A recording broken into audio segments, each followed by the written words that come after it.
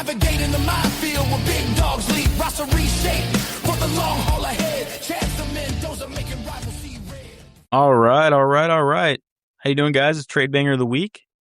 Got Hey, Austin buddy, how are Bell you? and Jesse Schneeman here. Yeah, I'm doing good, man. I was talking to the audience. I wasn't talking to you yet, Austin. My fault. But how are you doing, my friend? Oh, I'm great. Now that you asked, I appreciate it. Yeah, it was Hope you are. rhetorical. I don't hear the audience, but I just like to ask. It can be so confusing. Jesse, how are you doing, man? I'm good. I like the Matthew McConaughey entry. Yeah, I got to, man. I'm that close to Austin. It's contagious.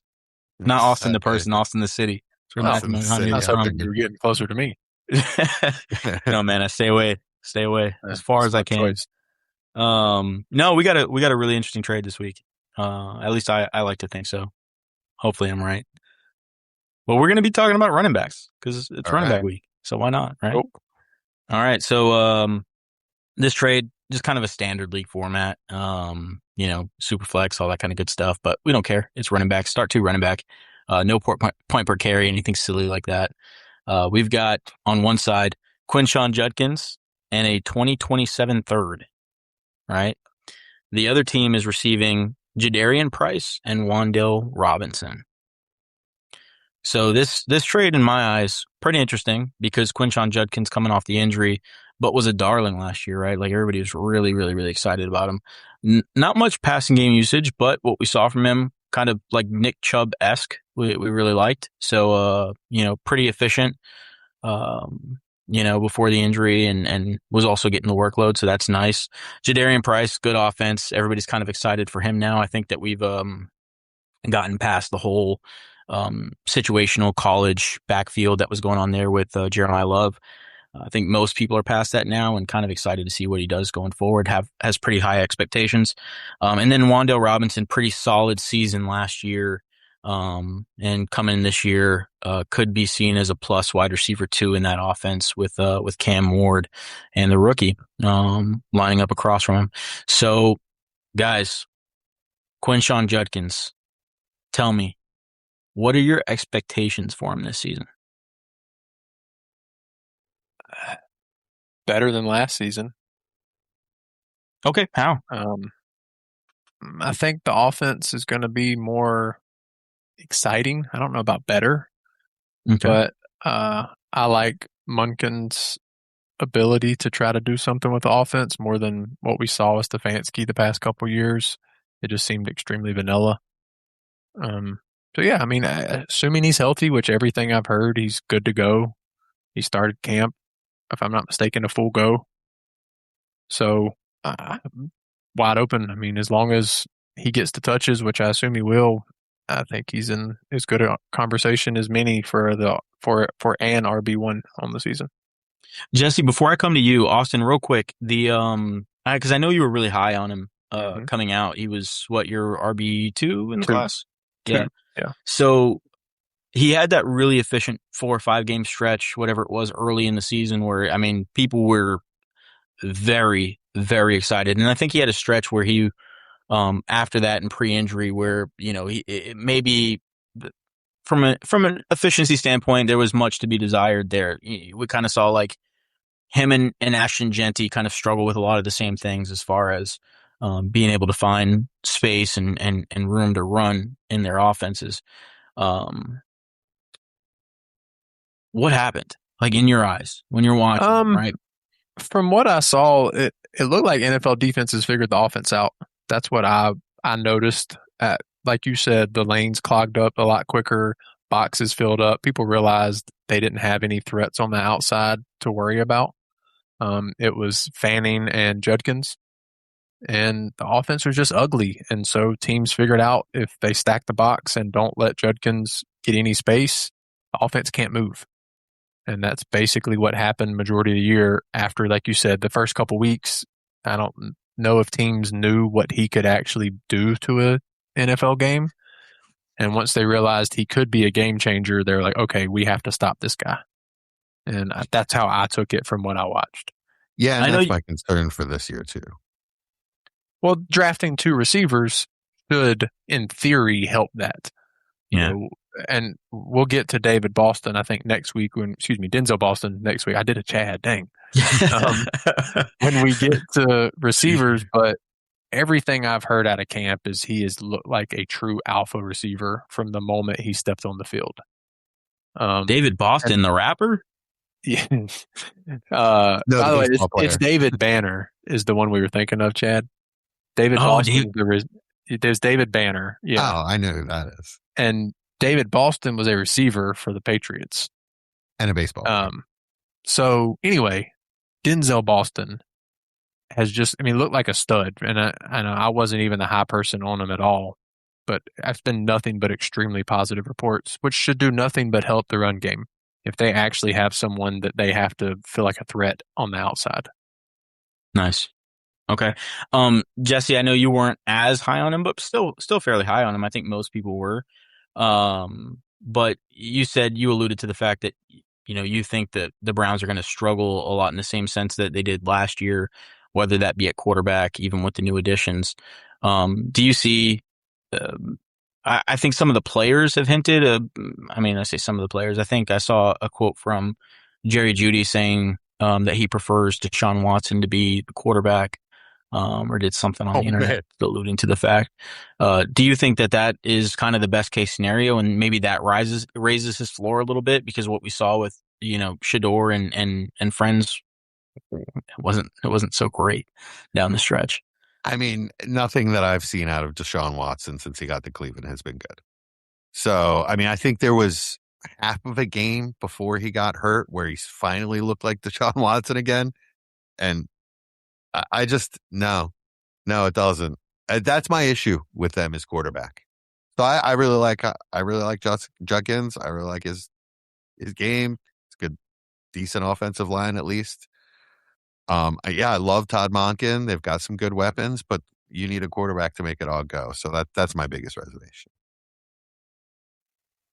Yeah, it should be interesting. There just wasn't a lot of movement in that offense last year, so you're hoping, maybe with the new offensive setup and what Monken has going on there, he's a hell of an offensive coordinator and offensive schemer. So maybe they can find some things that work in that offense. But I'm with you, especially with him not being involved in the passing game. But we did see that increase a little bit as the year went on. We'll see what the situation there looks like with Samson. But on the other side of the trade, specifically with the wide receiver, right? What are we thinking here? Is this going to be the new Wan'Dale Robinson that we saw last year? Is this going to be just what he does going forward? Should that be our expectation, or should we see a little bit of a regression, even though he's with the same coordinator?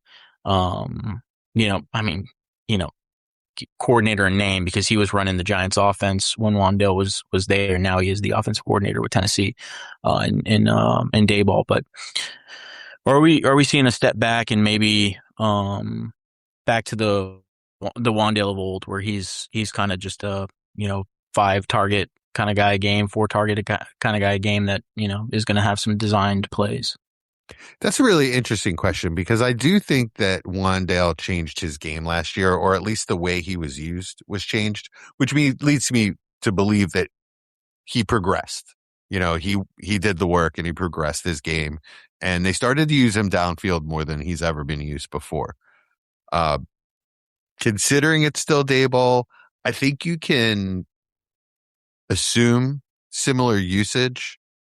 But I do also think that is peak Wan'Dale. That's the pinnacle.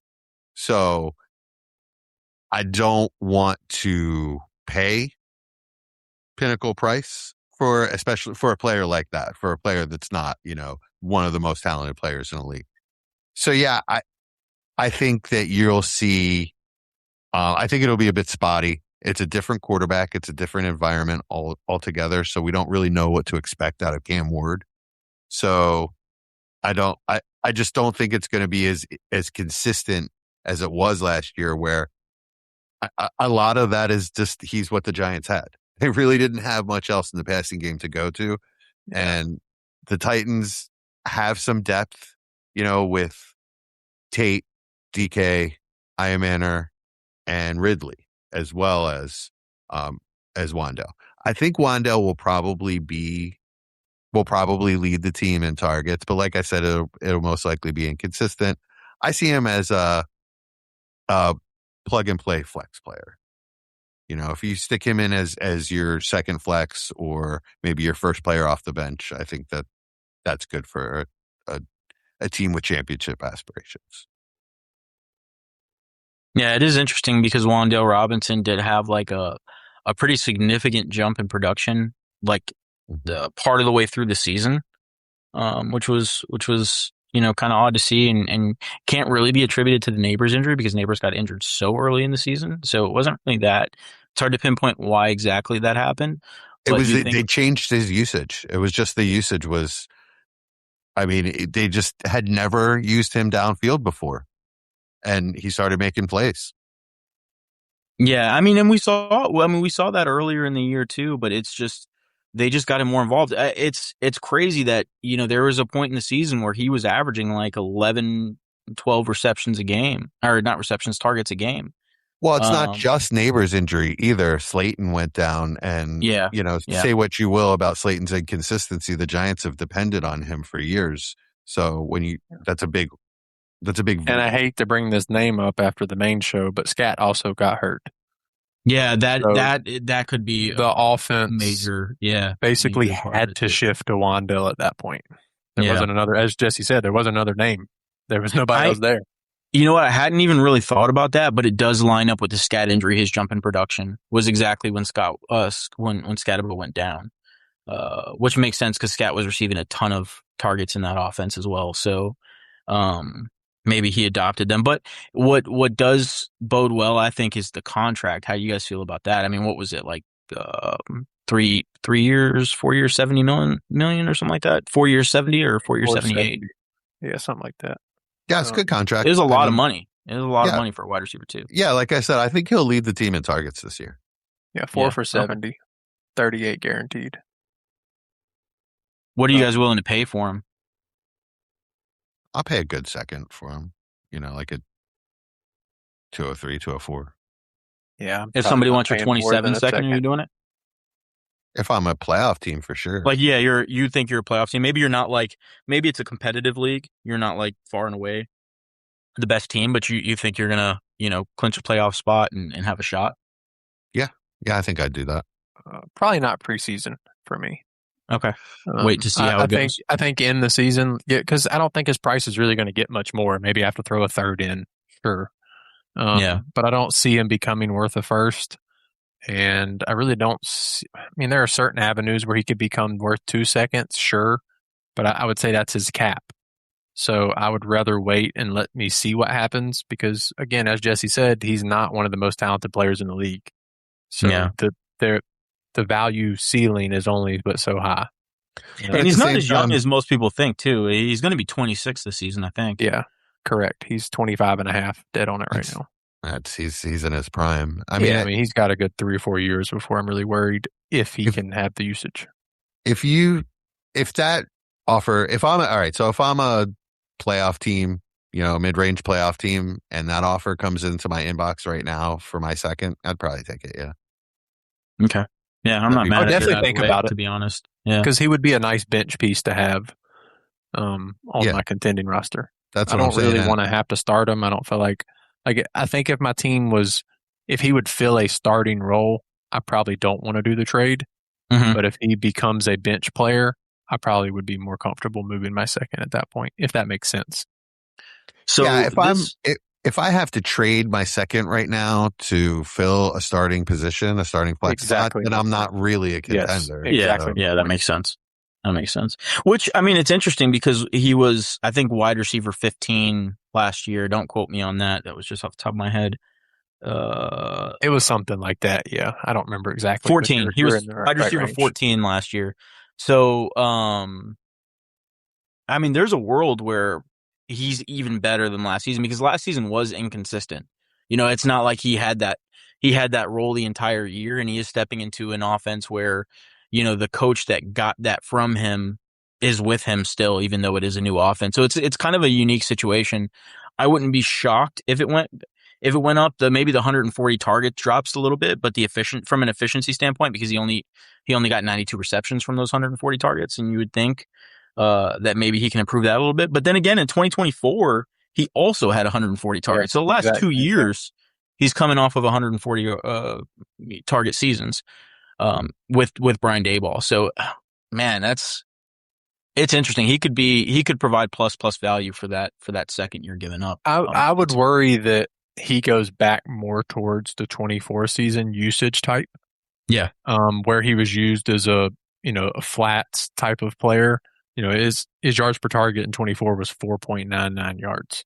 Okay. It's not going to be fantasy productive coming forward. With a player like Carnell Tate coming in, as I know as high as especially Chad is on him, but everybody is. I would assume he would take the alpha role for the intermediate to deep range targets, and a player like Wan'Dale would excel in that short to intermediate range. So I would worry the depth of targets, especially what we saw later on in the season, isn't going towards Wan'Dale anymore, which is where his fantasy really came. Yeah, that would be my concern, would be that he was in a very specific situation last year and was used in a different way than he ever has been in the past. So he's not in that exact specific situation again. He's got a lot more competition for targets than he had last year. So maybe that target level dips a bit. I really do see that as his peak last season. So maybe that dips a bit, but it's still worth a second to me. The whole thing feels undervalued to me. He feels a little slept on to me. Yeah, I kind of agree. With that. As much as I hate to admit it. Why can't you agree with me ever? No, it has nothing to do with you, man. Kidding. I'm talking about Wan'Dale. Wan'Dale's not a Giant, man. So I don't. I'm joking. He left my team, but yeah, I think he could possibly improve on that. To be honest, seeing that he's done it 2 years in a row, I hadn't realized that. To be honest with you, 140 targets is hard to achieve. Doing that 2 years in a row with the same coach means that's what he wants to do with you. He wants to find you the ball. So hopefully Jesse's right. He did take that step forward in his game, and maybe he can develop a little bit more going forward and provide you plus. But the real question is that enough, right? Is that enough for you to move off of Quinshon Judkins to receive Jadarian Price? No. I've been waiting to say that this entire thing. Definitely not. Okay. What's the difference for you? So what do you need to add into the trade? Somebody I feel as a starter weekly, not somebody that I want on my bench and start random weeks. I want an actual starter, like someone that will. Sure, that wasn't the name I was thinking, but that kind of range of player, somebody that I feel good putting in a flex each week. Currently with Wan'Dale, I don't feel good. Not saying that can't happen by week 3. I may feel great, but currently I don't feel that way.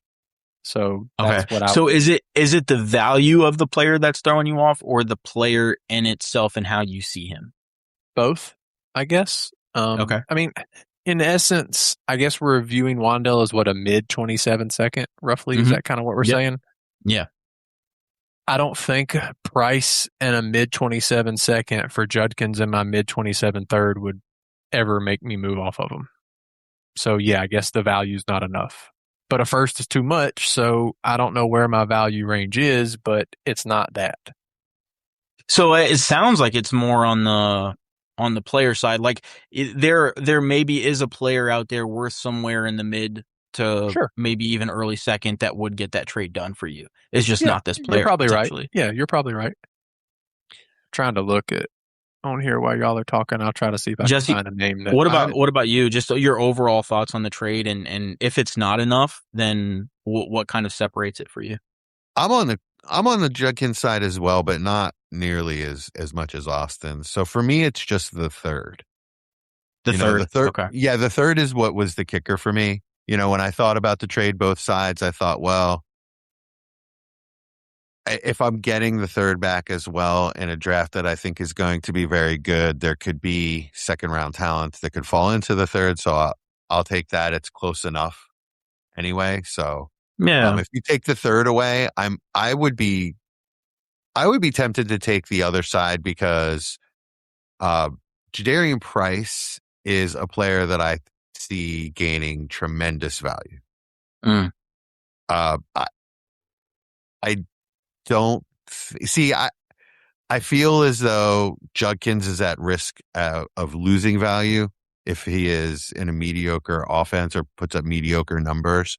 Whereas I don't think it really even matters that much early on what Jadarian Price does, as long as he gets carries in a good offense. As soon as he flashes a little bit, his price is just going to skyrocket. So really, I might even just be playing it for a short flip to gain a bunch of value that way. But that's why I would, without the third, maybe lean the price side. Yeah, that makes sense. It's just that Jadarian Price, I think once people wake up and realize that he's going to be Seattle's starting running back, his value is just going to skyrocket. It's going to go through the roof. I think what's gonna do it. And you guys know there's a little bit of bias here because I do believe in Jadarian Price as a player, but I do think that there's like a very heavy misconception with the style of player that he is, especially because of what he weighed at the combine, without actually seeing the player visually in an NFL uniform. And seeing him run the football, I think people are going to be genuinely surprised at his play strength and the style of player he is. I think he's going to be a lot more enticing to people because the style of runner is very popular in Dynasty. He's a hard runner with big play potential, which is always looked at positively. So, but really, really good points there, Jesse. The interesting part for me is that during the whole discussion, the one thing we haven't mentioned, other than me mentioning it casually in the beginning, is the injury with Quinshon Judkins. So this is not a concern for you guys at all? No, I think he's anything negative. Yeah, I think he's good to go with the injury. Yeah. Okay, cool. Just wanted to double check because I'm sure some Judkins owners and people potentially looking to buy Judkins or sell Judkins are maybe a little worried because it did look so gruesome on broadcast. Was that? Yeah. So good to see he's coming back from it strong. Is there anything else you guys want to add? Any other? Did you find another player, Austin, that you were thinking? Yeah, I did actually. We actually just brought him up when we were talking about Judkins, but Denzel Boston. He's in that early second range on Keep Trade Cut for like a 27 pick. That would kind of be the name that would probably entice me enough to see if I could do that. Because I'm not as big of a Price believer for the workhorse style. I think he does have a good chance to see a value increase, but heck, we all had him at 14 already. So let's say he jumps to 10, which is where Judkins is roughly. It's not a huge value difference, obviously, considering if we're looking at a trade with Wan'Dale Robinson being the value difference. All right, so free Wan'Dale Robinson. I mean, it's not trying to insult him, but what I'm saying is unless Price goes crazy, he's not jumping up into that 4, 5, 6 range. So his jump is up to that 8, 9, 10 range, and the value difference is a second. I see what you mean. The cachet that Judkins carries is gonna, if he produces, he's gonna more easily be looked at in the top 4 or 5 range. Although if Jadarian Price is good, it doesn't matter. Sure. If Jadarian Price produces on Seattle, he will absolutely bump up into that top 5 discussion. Absolutely. Yeah, I think either one of them has the opportunity to really cement themselves in a top 5, 6 running back ranking for the offseason next season. The difference for me is one of them is in Cleveland and one of them isn't. See, the difference for me is I think one's considerably more talented. That's how I view it. I think Judkins is a much better running back than Jadarian Price. I've been on the minority of that. Price. Yeah. You're very high on Judkins. Price hasn't impressed me. That's my bigger thing. I think he is a flashy running back. I really am intrigued to see him this year, and I hope he gets not workhorse because nobody really does, but like the 1A option on an offense. Yeah. I want to see it. I want to see what it looks like because I'm cool with being wrong in it. I just want to see it. You're about to. Yeah, maybe. I think we mentioned Charbonnet's on the track to come back week 1. I mean, they've already talked about that. Like he's legit on track to be a possibility for week 1. I mean, we've seen Charbonnet try to be. He sure killed Kenneth Walker for 4 years. Look, if Jadarian Price gets Kenneth Walker's role, I'm very happy with that. So Jadarian Price is better than Kenneth Walker? Please don't on a say down yes. on a down-to-down basis, on a consistency basis, possibly. I don't know. Okay. I don't know. We haven't seen it yet. Oh, that's true. That's what's exciting about it. We haven't seen it. Right. But we've seen Charbonnet, and now we're seeing lesser Charbonnet. Yeah. I've never been pro Charbonnet, so I'm all for slander. I mean, I was pro Charbonnet coming out until he went to Seattle. I thought he could be a functional running back. I don't think he's a lead back, and I don't think he's going to be used that way. I hope not. I mean, I want to be wrong on Price. I want him to be really good because hearing Chad be so adamant about it gets me excited. It's just what I watched. It was more on the average running back is how I felt. So I want to be wrong. I haven't seen it from what I watched. Yeah, I think I'm excited. I'm excited for him to play. I'm excited for you to see him. I could not believe in the talent more. I honestly think he is a top 10 talent in the league, in my opinion, at the position. So I'm excited for him. You guys know I've been there since the beginning. You have been from the beginning. I think people are just now starting to see it and how he looks. His play style is just going to shock people. It's going to shock people. I mentioned Nick Chubb, when talking about Quinshon Judkins, a lot of the same traits with Jadarian Price. I mean, he's going to shock people with how he runs the football. It's amazing to watch a guy. You can't even say his size because he looks a hell of a lot bigger than what he weighed in at the combine. I still don't understand how that is even possible. But we'll see. Because I thought he was bigger than Jeremiah Love, and so did a lot of Notre Dame fans. So that'll be interesting. Sweet. All right. So, Chad, I take it you're going with you like the Price side? I think it's a fair trade. I would preferably like a different piece other than Wan'Dale Robinson, to be honest. But I think it's pretty even, to be honest. I would struggle with it. If somebody sent that to me, it'd probably sit in my mailbox for a day while I thought it over. So, yeah. Any other comments, concerns, questions, points? No, it's a cool trade. It's an interesting one. Especially we just talked running backs and didn't talk those two guys, so like side by side. So that was cool. Yeah, I was pretty happy we didn't dig too far into either one of them. I was a little worried about that, but I wanted to stick on the running back theme, so happy about that one. All right, guys, this has been a fun episode of the Trade Banger of the Week. If you got a trade that shook up your league, we will start getting into those. Please send us our way at dynfo.official@gmail.com. That's dynfo.official@gmail.com. I got the email this week, guys. Nice. Good job. I wrote it down. So if you don't have email, or you don't email, or you don't know what an email is, join our Discord, because we have that. And everybody knows what Discord is, and it's free. And you can talk to us, and you can tell us how much our podcast sucks, or how much you love it, and how it... Preferably the second one. Yeah. I mean, but even if it sucks, join it anyways, right? Yeah, tell us it sucks. Then we can argue with you, because I'm totally good with that too.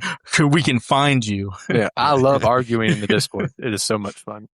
I don't argue with anyone ever. I'm not an argument guy. All right, and let's wrap it up, guys. All right, guys. Like I said, this has been Trade Banger of the Week. Till next time, this has been Austin, Chad, and Jesse. Have a good night. Hey. Dynasty crew.